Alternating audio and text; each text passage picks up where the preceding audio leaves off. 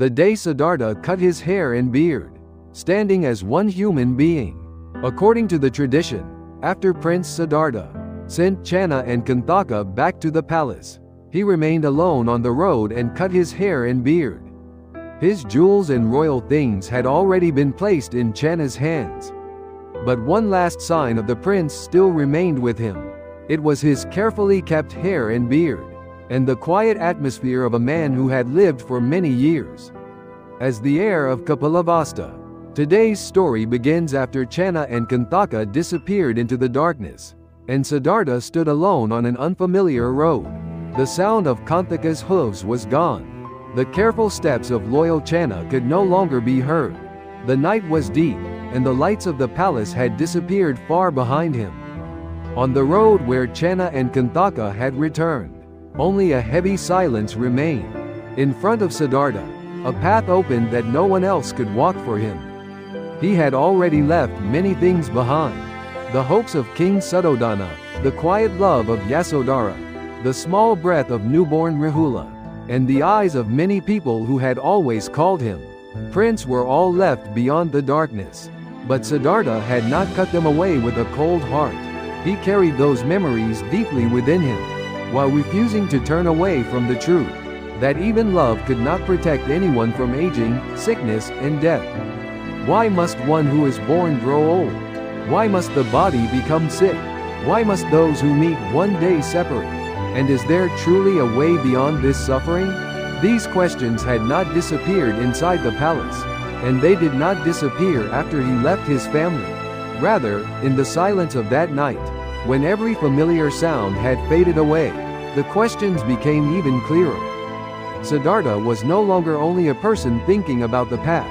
He was now standing on the path itself, ready to search for the answer with his whole life. Siddhartha quietly looked at himself.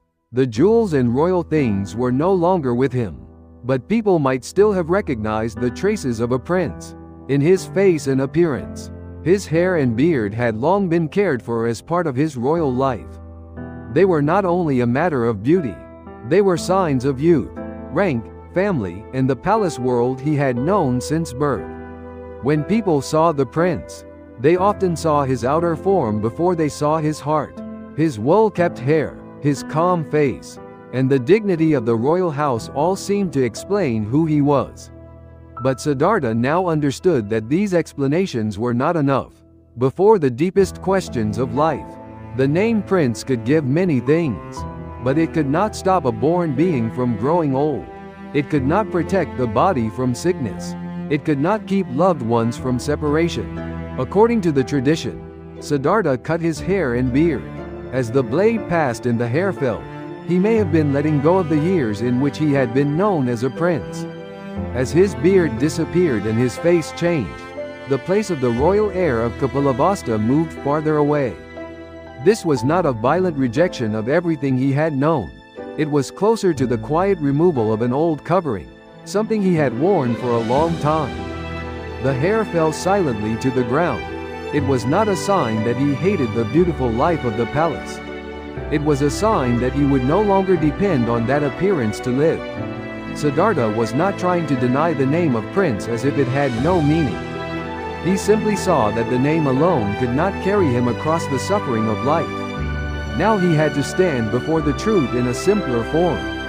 Someone who saw him in that moment might have thought he had become poor or lonely. The shining ornaments were gone.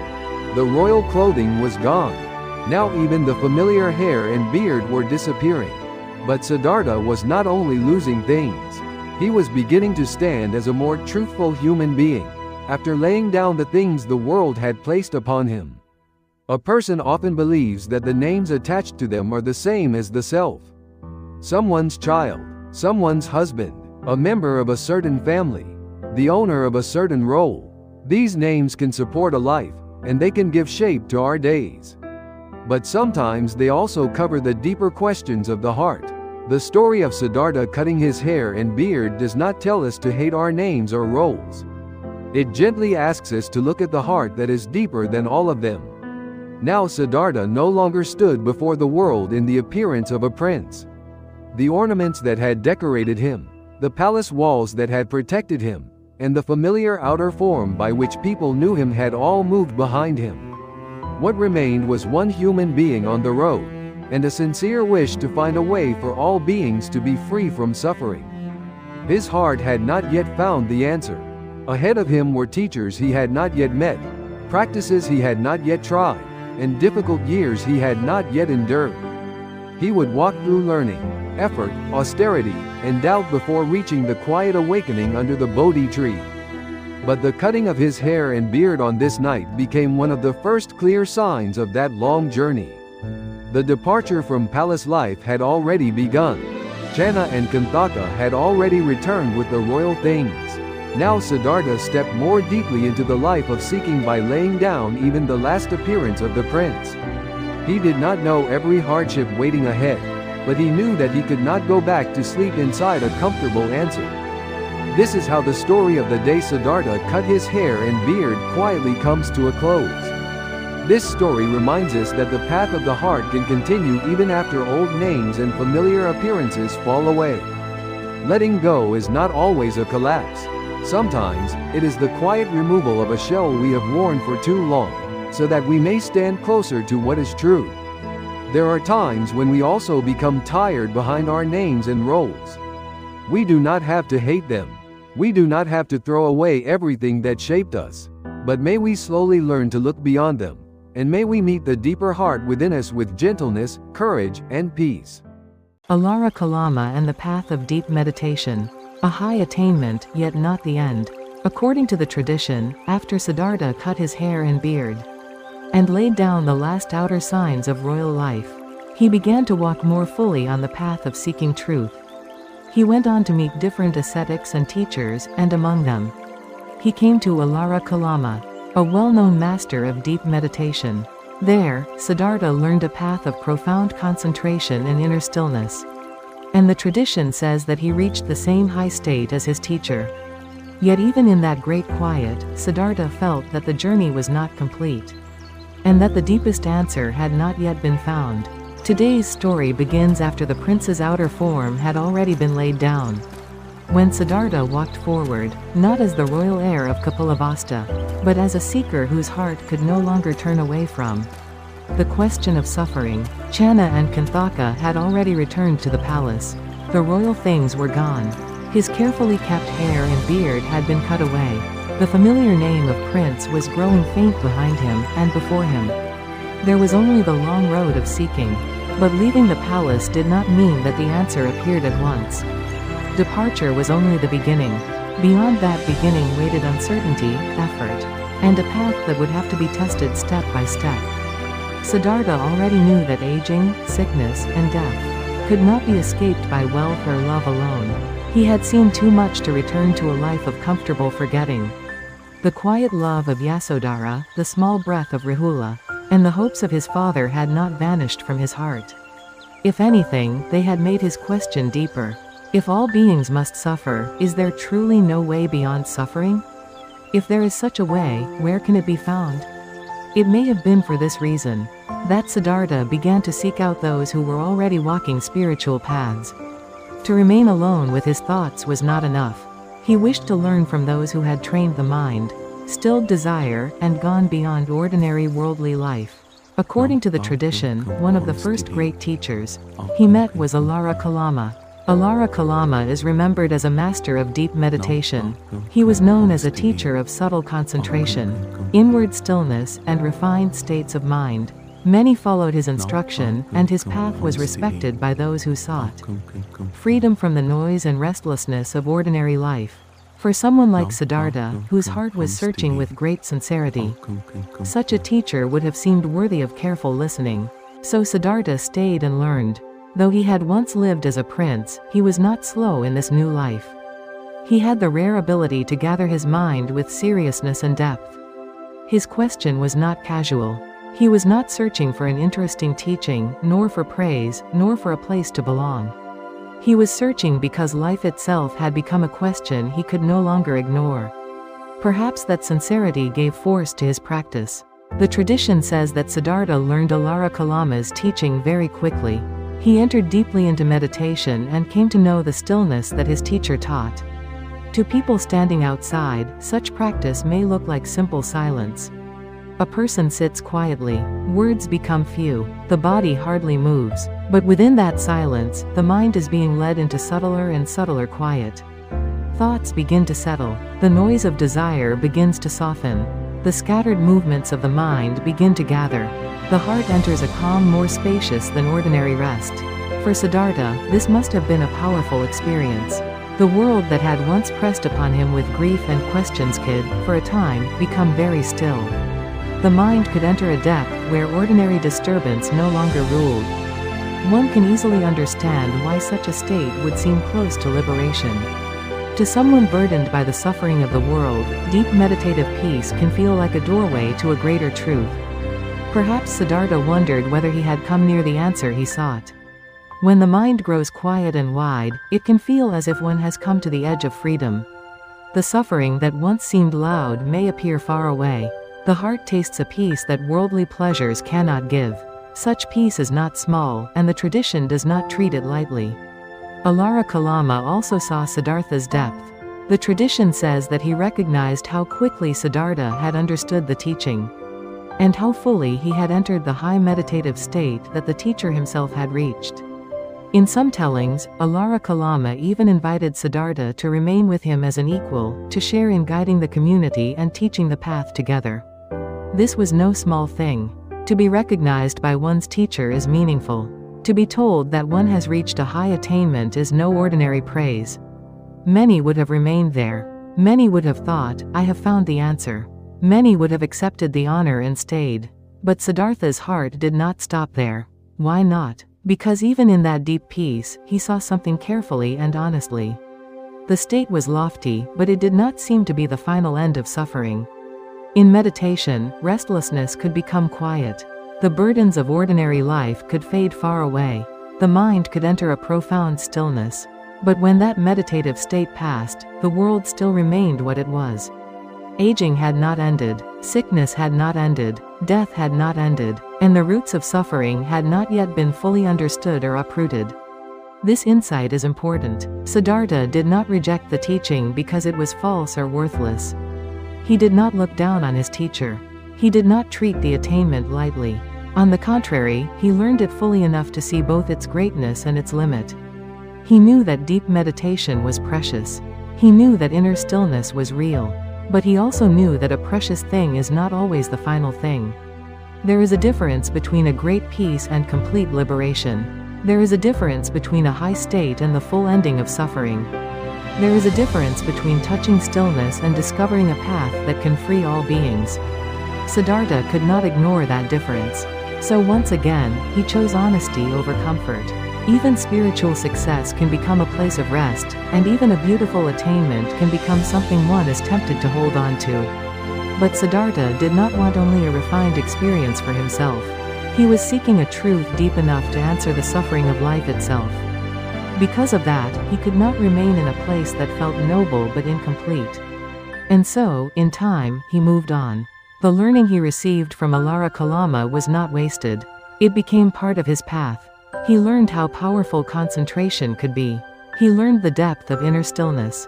He learned by direct experience that the mind could be trained far beyond ordinary distraction. This was not a failed chapter. It was a necessary one. But it was not the end. Sometimes a person receives a true and beautiful teaching, and still must continue on. That does not mean the teaching was empty. It means the heart has seen that there is still farther to go. This kind of honesty is not rebellion. It is devotion to truth. This is how the story of Siddhartha's learning with Alara Kalama quietly comes to a close. It reminds us that reaching a high place does not always mean the journey is finished. Sometimes, even after entering a deep peace, the heart still asks, is this the end, or is there a deeper truth still waiting? There are moments in our own lives when we may achieve something meaningful, something beautiful, something that truly helps us. Yet even then, a quiet question may remain. We do not need to fear that question. We do not need to silence it too quickly. Sometimes, it is the gentle voice that leads us toward the next step of the path. May we also learn to honor what is good, without pretending it is complete when our heart still knows there is farther to go.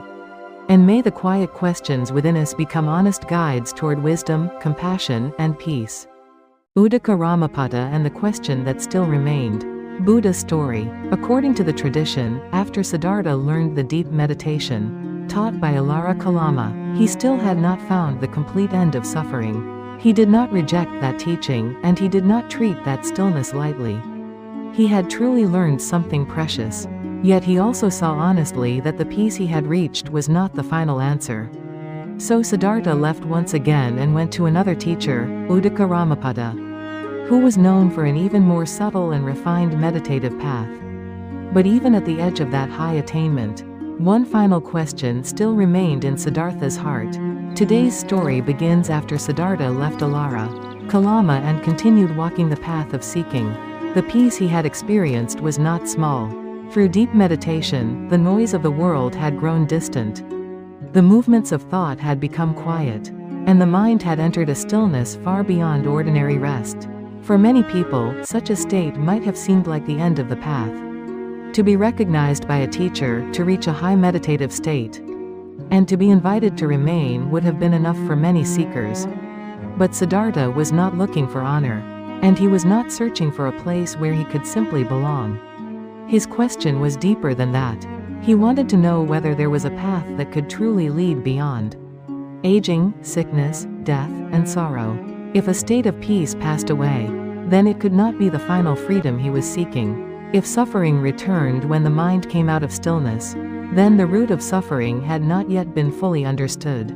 So he went on. According to the tradition, Siddhartha then came to Uddaka Ramaputta. This teacher was connected with a very refined level of meditation, a state even more subtle than the one Siddhartha had already learned.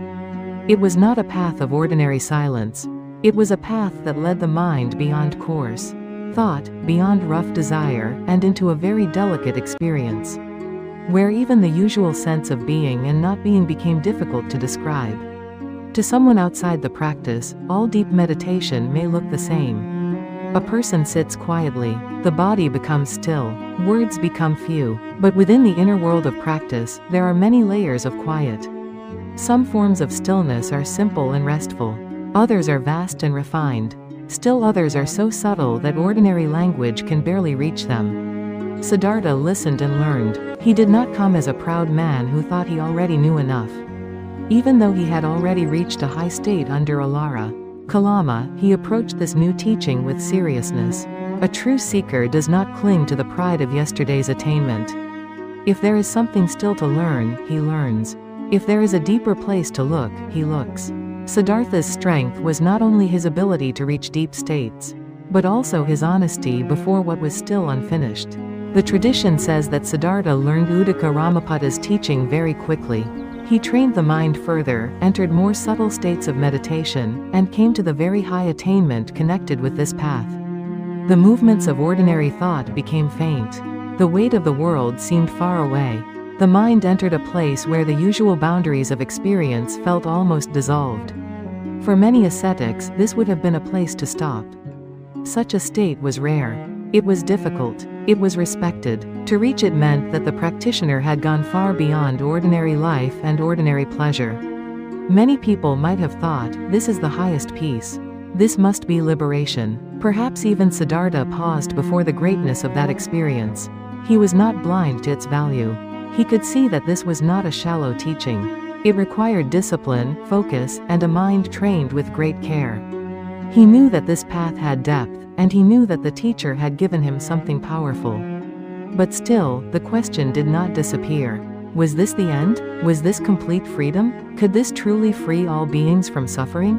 Siddhartha looked carefully, not with disrespect, but with deep honesty. The state was very high, but it was still a state. It depended on conditions. It could be entered, and it could be left. While one remained in it, the mind was peaceful and refined, but the great facts of life had not vanished. Aging still remained. Sickness still remained. Death still remained. The sorrow of separation still remained. The roots of craving, clinging, and ignorance had not yet been fully seen and ended. This was the point that Siddhartha could not ignore. A refined experience is not the same as liberation. A high meditative state is not the same as the complete ending of suffering. To rise above the noise of the world for a time is beautiful, but it is not the same as understanding why suffering begins and how it can finally cease.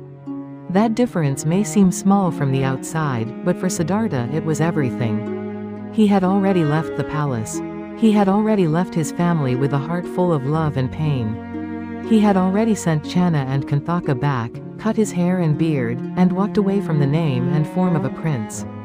He had not taken those steps only to rest in a beautiful state of peace. He was looking for a truth deep enough to answer the suffering of all beings. So once again, Siddhartha did not remain. He did not reject Uddaka Ramaputta with anger. He did not look down on the teaching. He had gone to the end of what was offered and seen its greatness. But he had also seen its limit. Because of that, he chose to continue. Sometimes the deepest respect for truth requires a person to leave even a good and noble place. Not because it is useless, but because the heart knows there is still farther to go. This moment in the tradition is quiet, but very important. It shows that Siddhartha was not easily satisfied, even by spiritual success. He was not chasing experiences only because they were peaceful or impressive. He was searching for the end of suffering itself. If something was beautiful but incomplete, he would honor it and move on. If something was high but not final, he would not pretend it was enough. In our own lives, we may also meet moments like this. We may learn something good. We may reach a place that once seemed impossible. We may receive praise, recognition, or a sense of peace. And yet, somewhere deep inside, a quiet question may remain. Is this truly the end of my search? Or is there still something deeper calling me forward? That question can feel uncomfortable. It can make us restless when we want to settle. It can seem ungrateful when we have already received something precious.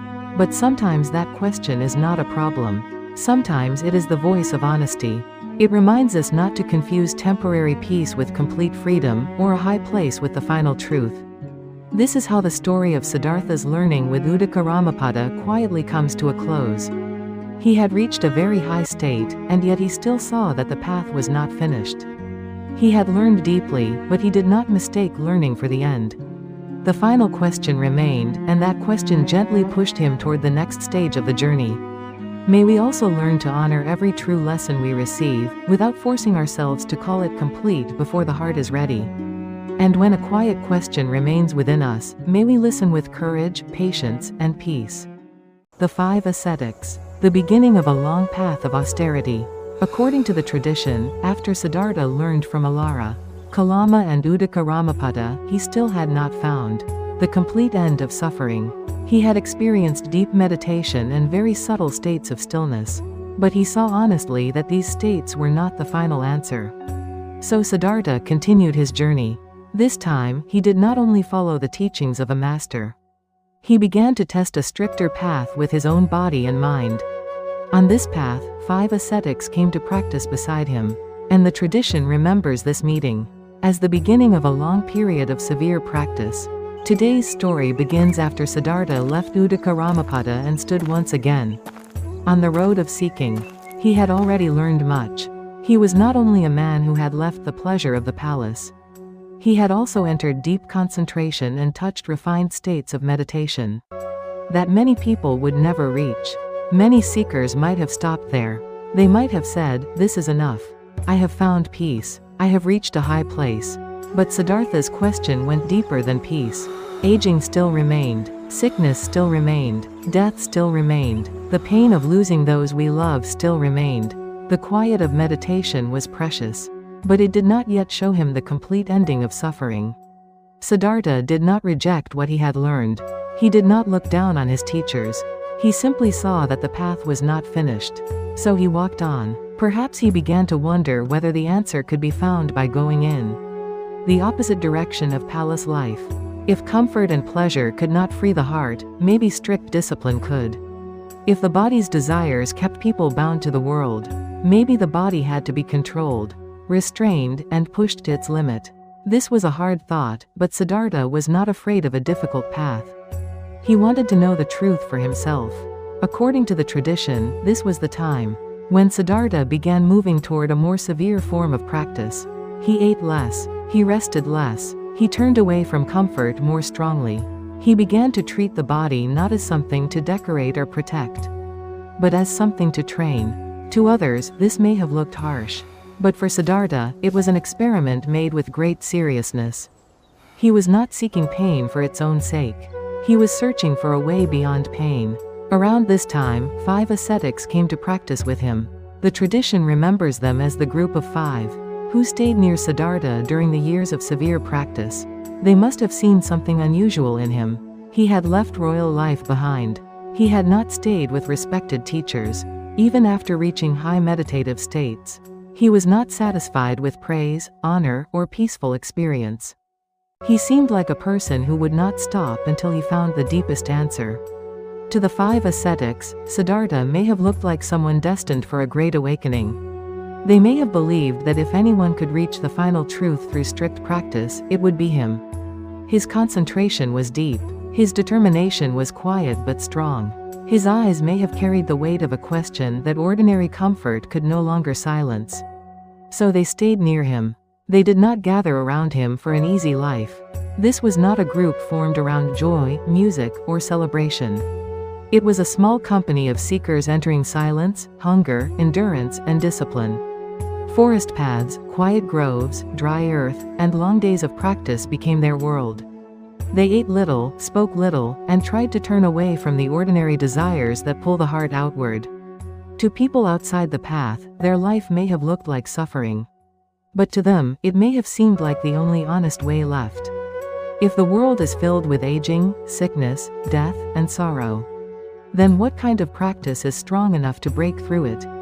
If gentle peace was not yet the final answer, perhaps a sharper and more difficult path had to be walked. Siddhartha was no longer simply a student sitting at the feet of a teacher. He was becoming a seeker who tested the path directly. The 5 ascetics became companions in that difficult experiment. They watched him, learned from his determination, and shared the long silence of practice with him. Each of them may have carried his own hope, his own fear, and his own reason for seeking freedom. Yet for a time, they were joined by the same belief that beyond ordinary life, beyond comfort, beyond the body's demands, there might be a door to liberation. But the tradition also lets us feel a quiet question beneath this story. Could the body be forced into truth? Could suffering be ended by creating more suffering? Could freedom be found by pushing life to the edge? At this moment, Siddhartha did not yet know the answer. He had not yet discovered the middle way. He had not yet received the offering from Sujata. He had not yet sat beneath the Bodhi tree. The long path of austerity was only beginning. The 5 ascetics believed in him, and he himself was ready to test this severe path to its very end. This is part of what makes the story deeply human. Siddhartha did not jump straight from palace life to awakening. He searched. He learned. He tried. He reached high states and moved beyond them. He entered difficult practices and tested them with his whole being. His journey was not a simple straight line. It was a long movement through hope, discipline, effort, and honest doubt. The 5 ascetics walking beside him show us another part of the path. Sometimes, a person's search becomes visible to others. Others see the seriousness of that search and choose to walk nearby. But even when people walk together, each heart still has to face its own question. No one can eat hunger for another person. No one can sit in silence for another person. No one can find truth in place of another person. Still, companionship can give shape to a difficult time. The 5 ascetics stood near Siddhartha at the beginning of a long and severe period. They became witnesses to his effort. They saw his discipline deepen. They saw him move farther and farther from comfort. In their eyes, this may have looked like the road to final awakening. But the story has not yet reached its turning point. For now, Siddhartha and the 5 ascetics step into the long shadow of austerity. The path ahead will be difficult. The body will grow weak. The question will grow sharper. And one day, Siddhartha will have to see whether this extreme path truly leads to freedom, or whether another way must be found. This is how the story of Siddhartha meeting the 5 ascetics quietly comes to a close. It reminds us that a serious search often begins before we know whether the path is right. Sometimes we walk because the question in the heart will not let us stay still. Sometimes we endure because we cannot yet see another way. There are times in our own lives when we also follow a difficult road, hoping it will lead us to peace. We may not yet know whether that road is the final answer. But if we can remain honest, even our mistaken paths may teach us something important. May the deep questions within us lead not only to effort, but also to wisdom, compassion, and peace. 6 years of austerity, looking back on the path of pushing oneself too far. According to the tradition, Siddhartha practiced severe austerity for many years. Together with the 5 ascetics, he ate very little, endured great hardship, and tried to control the needs of the body with deep determination. Palace pleasure had not given him the answer, and even deep meditation had not yet shown him the complete end of suffering. So this time, Siddhartha tried to push the body and mind to their limits, hoping that such a path might lead him closer to truth. But after 6 long years of austerity, he began to see quietly that tormenting himself was also not the final way beyond suffering. Today's story continues from the time when the 5 ascetics stayed near Siddhartha, and together, they entered a long period of hard and silent practice. They moved far away from the pleasures of ordinary life. Their words became few, their food became little, the things that gave comfort to the body were slowly left behind. Siddhartha had already left the soft beds, fragrant food, beautiful music, and fine clothing of the palace. Now he stood on a path where comfort was treated almost like an enemy, and the body was something to be restrained again and again. The tradition says that his austerity was extremely severe. Siddhartha reduced his food more and more. He endured hunger, weakness, and long hours of stillness. He tried to master the body, the breath, and the movements of desire. The body that had once belonged to a prince became thin and weak. The face that had once carried the dignity of Kapilavastu became hollow with effort and silence. But Siddhartha did not stop easily. He was not doing this because he loved pain. He was not trying to prove that suffering itself was noble. He was searching for the end of suffering, and he was willing to test this harsh path with his whole life. If desire tied beings to pain, perhaps cutting desire at the root through severe discipline would open the door. If the body pulled the mind into craving, perhaps denying the body might free the mind. The 5 ascetics watched him closely. To them, Siddhartha must have seemed extraordinary. He had abandoned royal life. He had reached high states of meditation and still moved on. Now he was practicing austerity with a seriousness that few could match. They may have believed that this man would surely reach awakening before anyone else. His body was growing weaker, but his determination seemed almost unbreakable. So they stayed near him. They shared the silence. They shared the hunger. They shared the long days of practice in forests and quiet places. Around them, the world continued as always. Trees moved with the wind. Rivers flowed. The sun rose and set. But in that small circle of seekers, life became narrow, strict, and intense. Every desire was watched. Every comfort was questioned. Every weakness was treated as something to overcome. For a long time, this path may have seemed right. After all, Siddhartha had already seen that pleasure was not the answer. Palace life had been beautiful, but it had hidden the truth of aging, sickness, and death. Meditation had given him deep peace, but even that peace had not ended the root of suffering. So perhaps a harsher path was necessary. Perhaps the body had to be conquered before the heart could be free. But as time passed, another question began to rise quietly within him. Can the heart become free by hurting the body? Can the root of suffering be ended by adding more suffering? If a person becomes weak, hungry, and near death, does wisdom truly become clear? These were not easy questions. To ask them was painful, because Siddhartha had already given so much to this path. He had not practiced lightly. He had not tried for a few days and then turned away. The tradition speaks of 6 years, a long time of endurance, discipline, and sacrifice. He had gone deeply into austerity, not as a show, but as a serious search. Because of that, he could also see its limit more clearly. This is one of the quiet strengths of Siddhartha's journey. He did not cling to pleasure when he saw its limit. He did not cling to deep meditation when he saw that it was not final. And now, even after years of hard practice, he did not cling to austerity simply because he had suffered for it. He was willing to be honest, even when honesty meant admitting that a path he had followed for many years was not the complete answer. His body was tired, his strength was nearly gone. The 5 ascetics may have seen him as the greatest practitioner among them, but Siddhartha himself was beginning to see something different. Too much comfort was not the way. But too much pain was not the way either. A body pushed close to death could not easily support clear wisdom. A mind trapped in weakness and suffering could not see freely. The answer was not yet fully formed in him. The middle way had not yet been spoken. Sujata's offering had not yet come. The Bodhi tree was still ahead. But somewhere within his exhausted body and quiet mind, a new understanding was beginning to appear. The path to freedom could not be found by drowning in pleasure, but it also could not be found by destroying oneself. The 5 ascetics may not have understood this change. To them, if Siddhartha stepped back from severe austerity, it might look like weakness. They may have thought he was giving up the path. They may have felt disappointed or even turned away in their hearts. But Siddhartha was not returning to palace pleasure. He was not running from discipline. He was simply seeing that self-torment was not liberation. This was not failure. It was the wisdom that can come only after a path has been tested deeply. Sometimes people believe that effort must always mean pushing harder. They think that if they are tired, they must force themselves more. If they are hurting, they must endure without question. If they are not free yet, they must punish themselves until something changes. But the story of Siddhartha's 6 years of austerity tells us something more careful. Effort is precious, but effort without wisdom can become another form of suffering. Siddhartha had the courage to endure. But he also had the courage to look at endurance itself and ask whether it was truly leading to freedom. That second courage may be even harder. It is hard to stop when others admire our struggle. It is hard to question a path after giving years to it. It is hard to admit that we may have mistaken severity for truth. Yet Siddhartha did not protect his pride more than he loved truth. He looked honestly at the path before him. He looked honestly at his own weakened body. He looked honestly at the unanswered question still alive in his heart.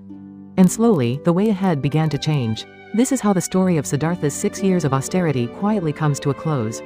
It reminds us that not every hard path is a wise path, and not every form of suffering leads to freedom. To endure can be noble, but to understand when endurance has become self-destruction is also wisdom. There are times in our own lives when we push ourselves too far while searching for an answer. We may believe that if we suffer more, work harder, sleep less, eat less, or silence our needs, we will finally become worthy of peace. But true peace may not come from breaking ourselves. It may begin when we learn to see ourselves with honesty and compassion. May the tired places within us not be blamed, but gently understood. And may we learn to walk a path that leads not to self-torment, but to wisdom, compassion, and a deeper peace. The fallen ascetic and the passing song. The string that must not be too tight. Buddha story. According to the tradition and later Buddhist stories, after 6 long years of severe austerity, Siddhartha's body had become extremely weak. He had eaten very little, endured great hardship, and pushed himself to the edge of life in his search for truth.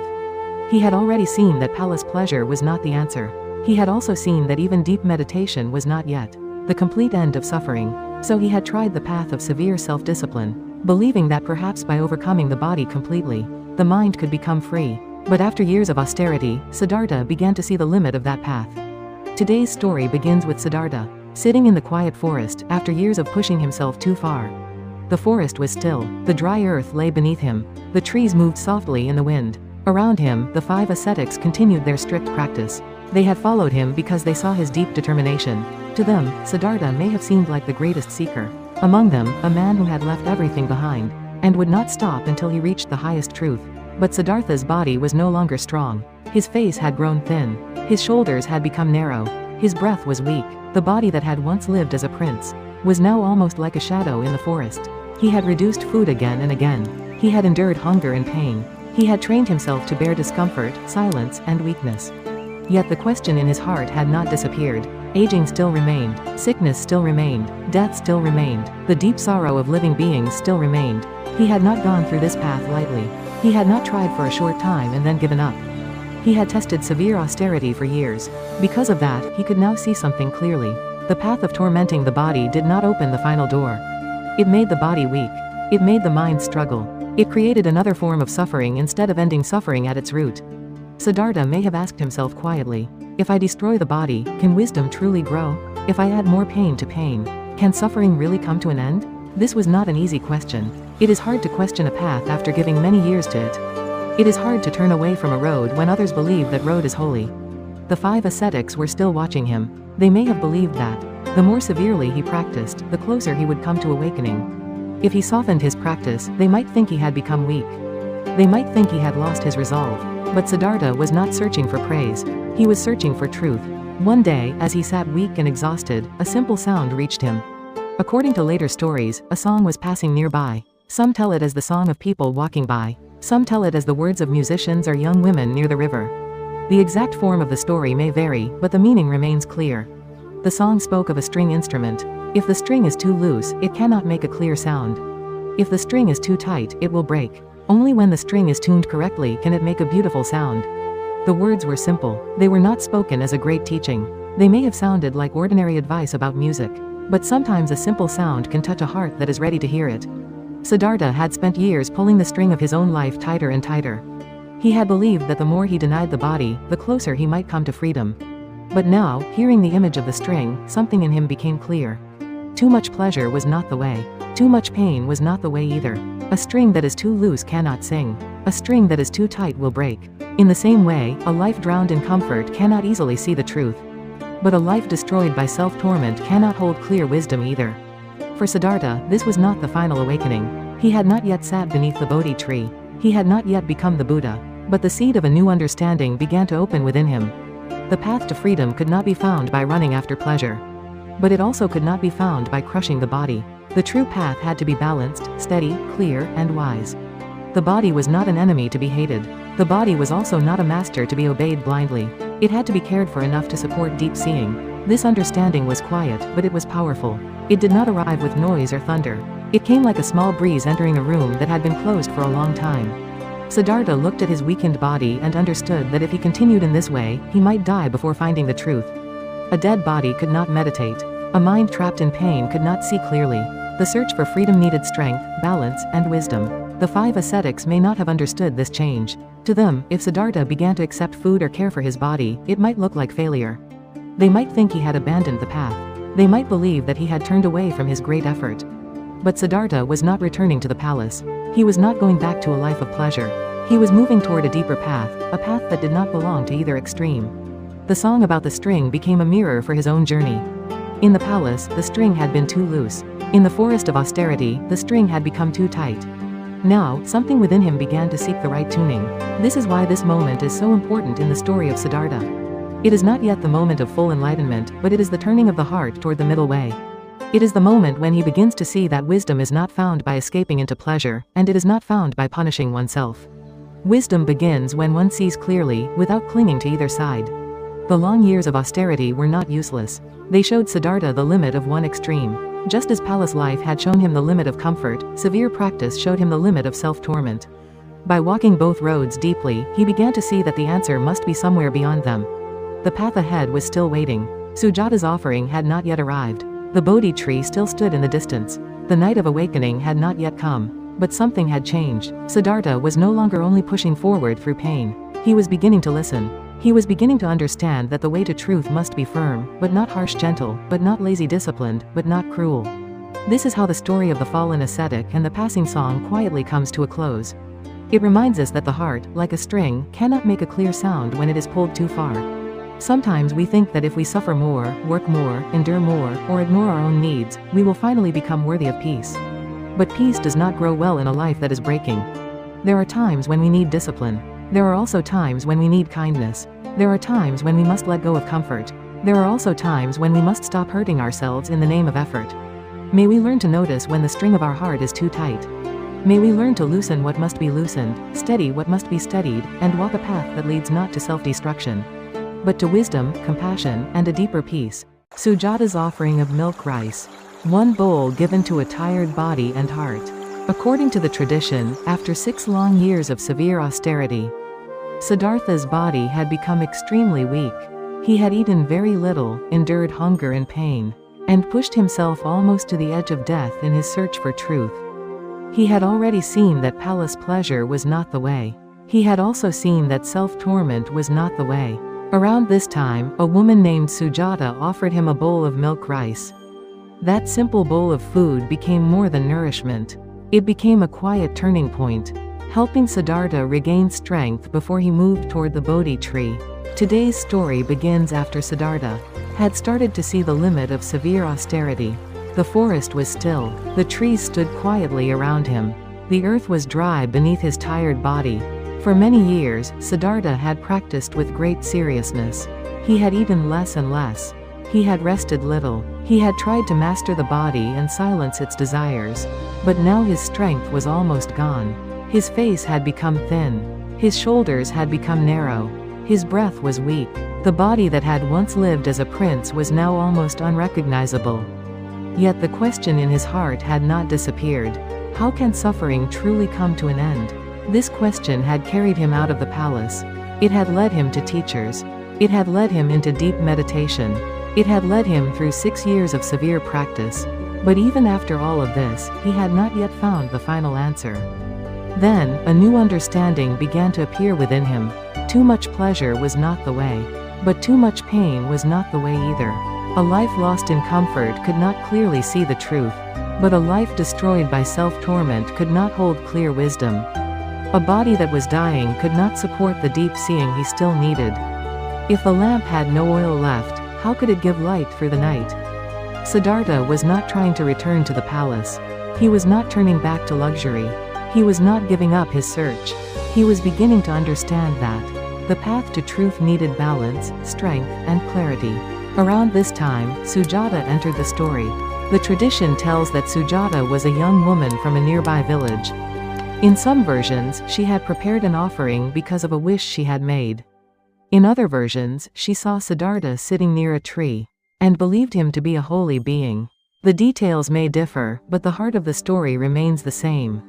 Sujata prepared a bowl of milk rice with care, and offered it to the exhausted seeker. It was not a royal feast. It was not a return to pleasure. It was a simple bowl, warm and nourishing. For Siddhartha, who had lived through years of hunger and weakness, that bowl may have felt like life itself being gently placed into his hands. It was food, but it was also compassion. It was nourishment, but it was also a sign that the body did not have to be hated in order for the heart to become free. Siddhartha accepted the offering. This was a quiet but important moment. To someone watching from the outside, it may have looked simple. A tired ascetic received food. A woman gave a bowl with kindness. Nothing loud happened. No thunder filled the sky. No great crowd gathered. Yet within the story of Siddhartha's path, this moment carried deep meaning. By accepting the milk rice, Siddhartha was not abandoning the spiritual path. He was letting go of an extreme. He was no longer treating the body as an enemy that had to be crushed. He was beginning to care for the body enough to support wisdom. The 5 ascetics may not have understood this. They had watched Siddhartha practice severe austerity for many years. They had believed that his strict discipline would lead him to awakening. To them, accepting food may have looked like weakness. They may have thought he had turned away from the path. They may have felt disappointed, believing that he had given up the great effort. According to the tradition, the 5 ascetics eventually left him. But Siddhartha had not lost the way. He was beginning to see the way more clearly. He knew now that truth could not be found in palace pleasure. He also knew that truth could not be found by destroying the body. The path ahead had to be different. It had to be firm, but not cruel. It had to be gentle, but not lazy. It had to be disciplined, but not extreme. The bowl of milk rice helped his body regain strength. Slowly, the weakness began to soften. Slowly, the breath became steadier. Slowly, the mind that had been clouded by hunger could become clear again. This is why Sujata's offering is remembered with such tenderness. She did not teach Siddhartha with many words. She did not explain a great doctrine. She simply gave what was needed at the right moment. A bowl of nourishment, a gesture of care, a quiet gift to a tired body and a searching heart. Sometimes, the path changes through something very simple. A song heard in passing. A bowl placed in the hands. A moment of kindness when the body can no longer endure. These small moments can open a great door when the heart is ready. For Siddhartha, Sujata's offering stood at the threshold of a new path. Behind him were the palace and the years of austerity. Ahead of him were the Bodhi tree and the night of awakening. He had learned from comfort. He had learned from pain. Now he was ready to walk a path beyond both extremes. The milk rice did not give him enlightenment by itself. But it helped him live long enough, sit clearly enough, and continue deeply enough to reach the moment that was still waiting ahead. This is how the story of Sujata's offering quietly comes to a close. It reminds us that sometimes what we need is not more pressure, more harshness, or more punishment. Sometimes what we need is one warm bowl of strength, one gentle act of care, one moment that helps us rise again. There are times when we push ourselves too far because we want to find an answer. We may think that rest is weakness, or that receiving help means we have failed. But the story of Siddhartha and Sujata shows us something different. To receive what restores life can also be wisdom. May we learn to care for the tired places within us. May we know when to endure, and when to receive. And may we walk a path that leads not to self-torment, but to balance, compassion, and a deeper peace. The recovery by the Nairanjana River. Finding the strength to walk toward the Bodhi tree. According to the tradition, after receiving Sujata's offering of milk rice, Siddhartha slowly began to regain his strength. 6 years of severe austerity had made his body extremely weak, almost to the point of collapse.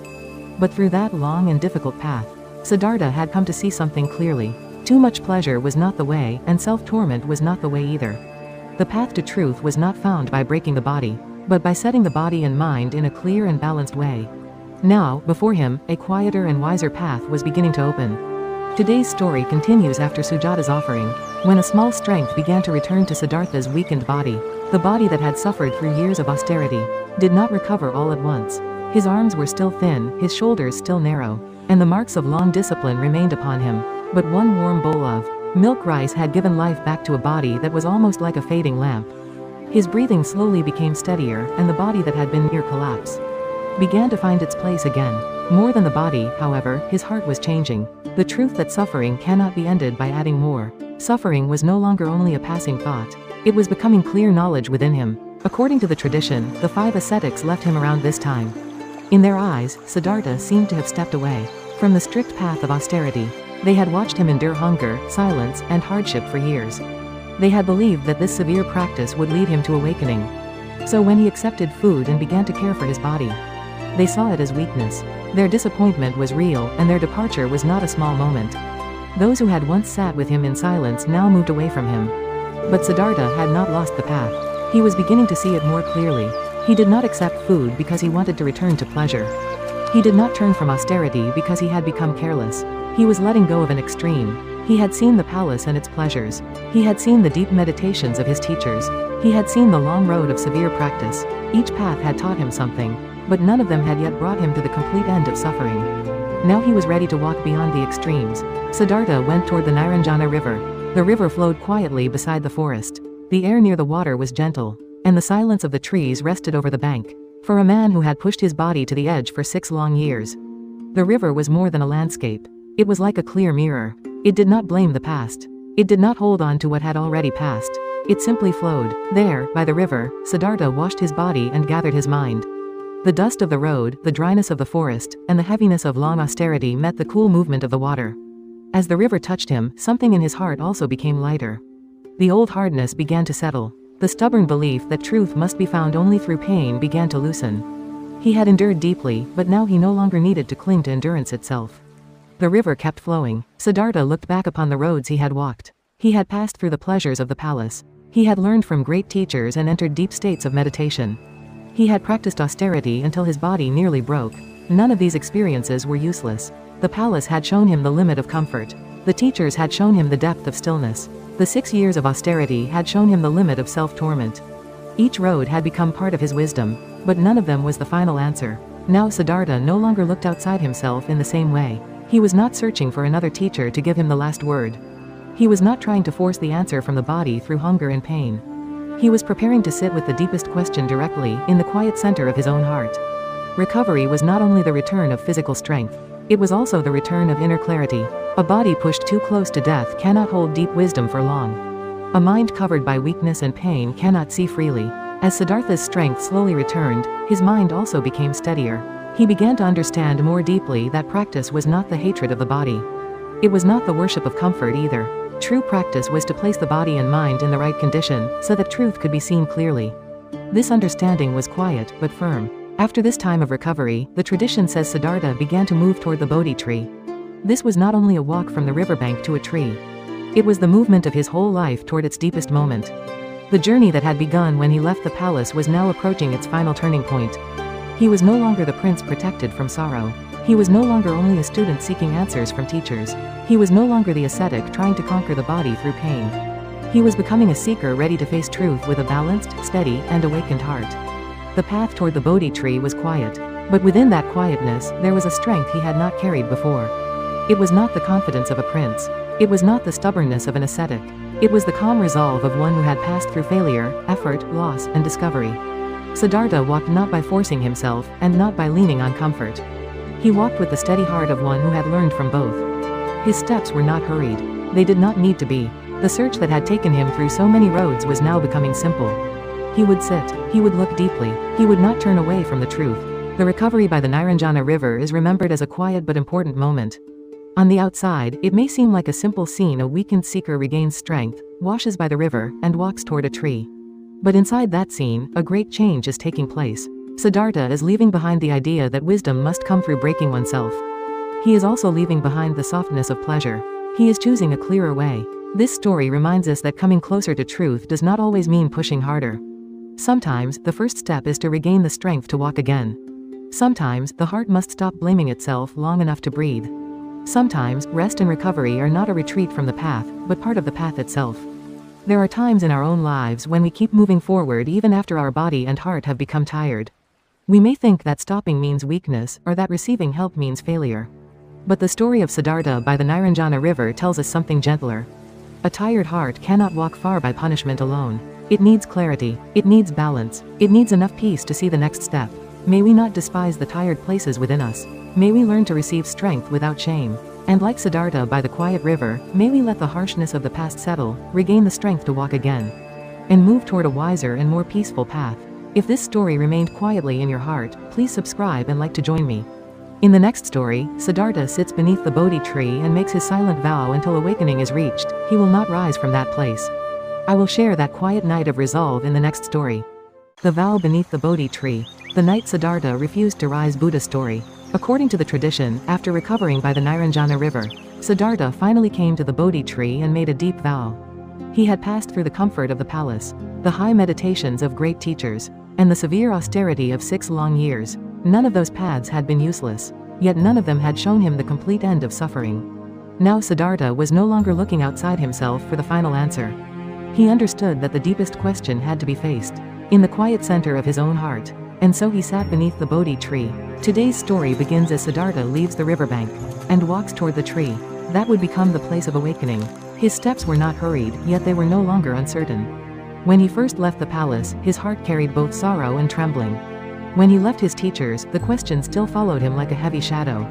When he practiced austerity, he pushed the body almost to its breaking point, hoping that pain itself might open the way. But now his steps carried a different kind of stillness. It was not the ease of someone who already possessed the answer, but the quiet strength of one who had passed through many roads, and finally understood that neither comfort nor self-torment could lead him all the way.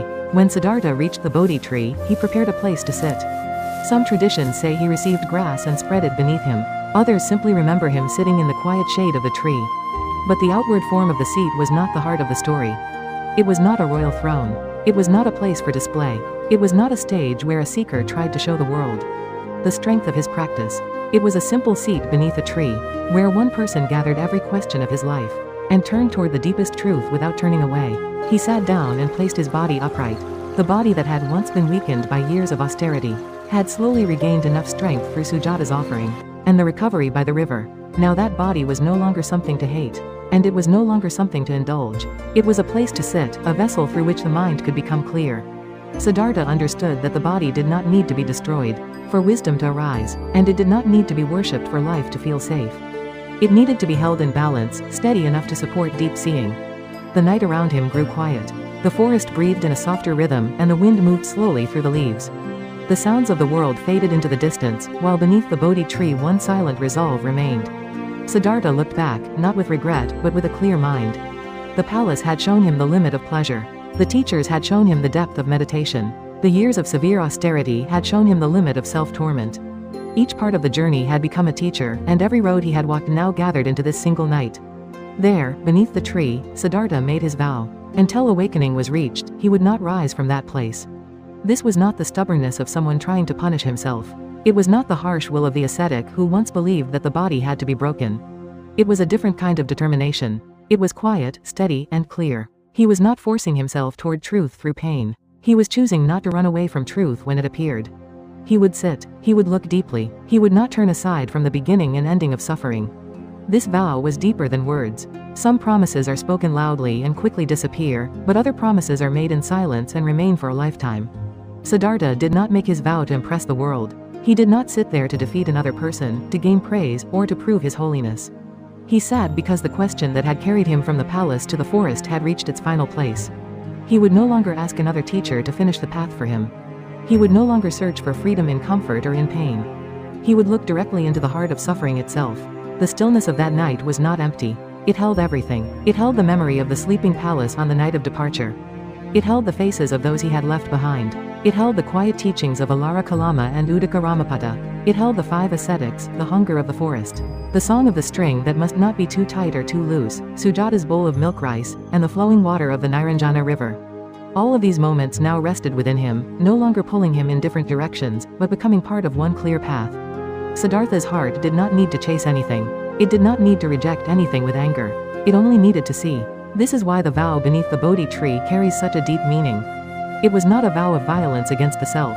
It was not a vow to escape the world by hating it. It was a vow to remain awake, to meet the truth without fear, and to let the mind become clear enough to understand what keeps beings bound to suffering. The night was deep, and the final awakening had not yet come. There would still be one last shaking of the heart. Fear, desire, and doubt would gather at the edge of this silence. The old habits of the mind would not disappear easily. But Siddhartha did not rush. He had already passed through the softness of pleasure and the harshness of self-torment. Now what remained was the most simple and difficult thing: to sit rightly, to see rightly, and to remain until the truth was fully known. To someone looking from the outside, the scene may have seemed almost ordinary. A man was sitting beneath a tree at night. No palace stood around him. No crowd watched him. No great sound filled the air. Yet within that quiet scene, the direction of a life was being decided. The long search was no longer moving from place to place. It had come to rest in one seat, one breath, one unwavering heart. This is how the story of Siddhartha's vow beneath the Bodhi tree quietly comes to a close. It reminds us that there are times when the deepest change does not begin with movement, but with stillness. Sometimes we do not need another road, another teacher, or another distraction. Sometimes we need to sit honestly with what is already in the heart and stop running from what must be seen. There are times in our own lives when we stand before a truth we do not want to face. We may turn toward comfort, or we may punish ourselves with harsh effort, but neither side gives real peace. The story of Siddhartha beneath the Bodhi tree gently shows another way. To become still, to stop escaping, to meet the heart with courage and patience. May we also find a quiet place within ourselves, and may we remain there long enough to see our lives with wisdom, compassion, and peace. If this story remained quietly in your heart, please subscribe and like to join me. In the next story, Mara appears at the final threshold before awakening. Fear, desire, and doubt try one last time to shake Siddhartha's heart. I will share that moment of temptation and stillness in the next story.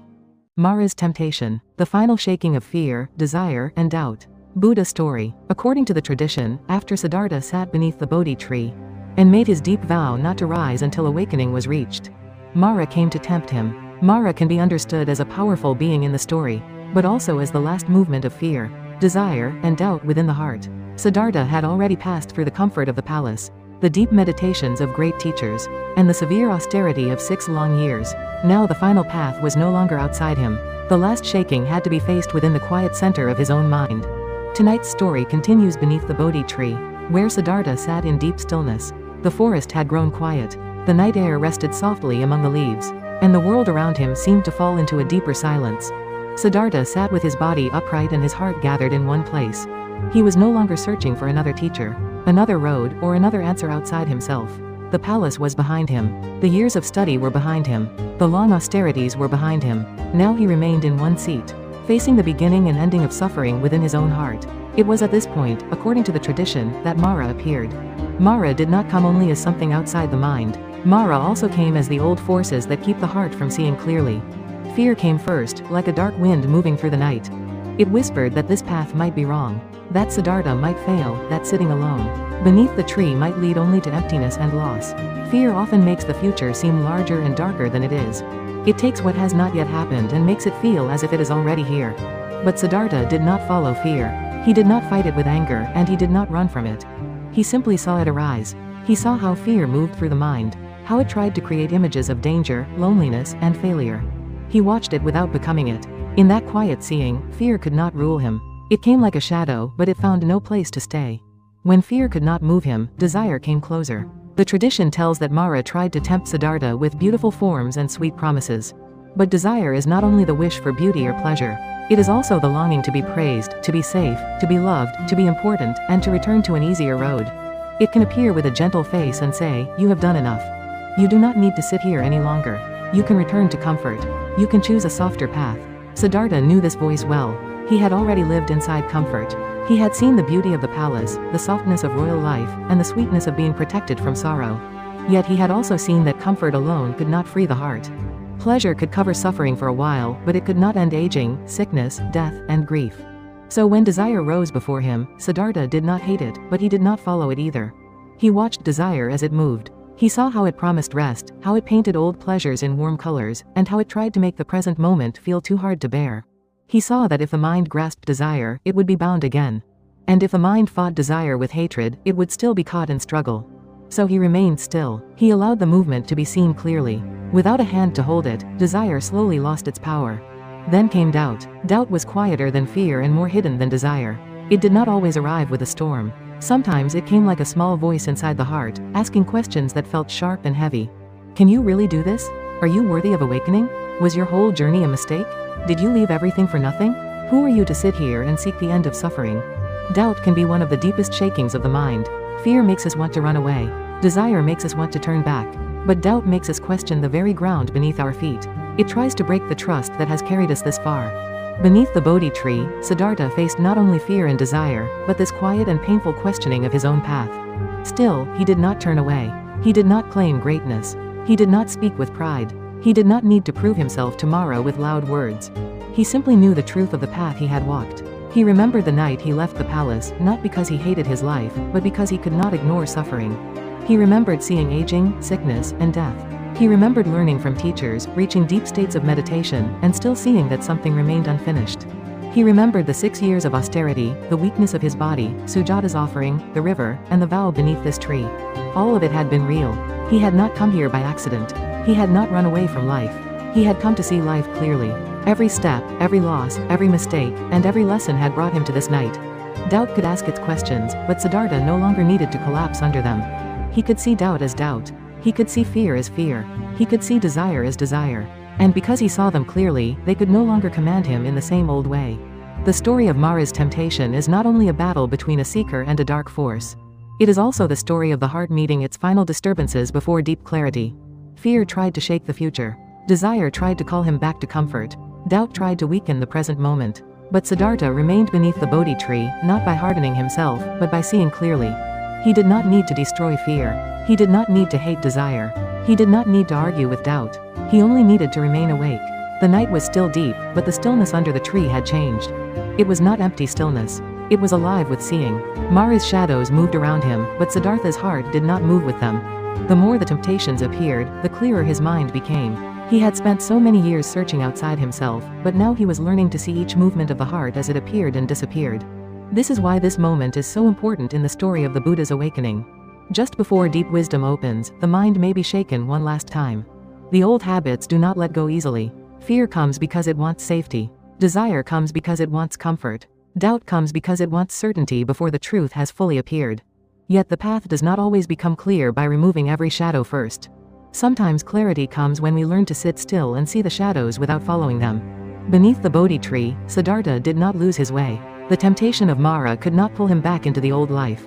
It could not force him into fear. It could not make him abandon the vow he had made. The night remained silent, and in that silence, something deeper was gathering. Siddhartha's heart was becoming steady enough to meet the final question. This is how the story of Mara's temptation quietly comes to a close. It reminds us that the strongest disturbances do not always come from outside. Sometimes fear rises within us. Sometimes desire clouds our seeing. Sometimes doubt makes us question everything we have walked through. But these movements do not have to become our master. When we can see them clearly, without running away and without obeying them, a deeper strength begins to appear. There are nights in our own lives when fear, desire, and doubt seem to gather all at once. We may feel pulled toward the past, frightened by the future, and unsure of the path beneath our feet. In those moments, the story of Siddhartha beneath the Bodhi tree gently reminds us to remain still, to see clearly, and to not abandon the quiet truth we have come to know. May we learn to meet our own inner Mara with patience, wisdom, and a peaceful heart. If this story remained quietly in your heart, please subscribe and like to join me. In the next story, Siddhartha calls the earth as his witness. Before the final shaking, he quietly shows that the path he has walked is real. I will share the story of that moment of witness and stillness in the next story.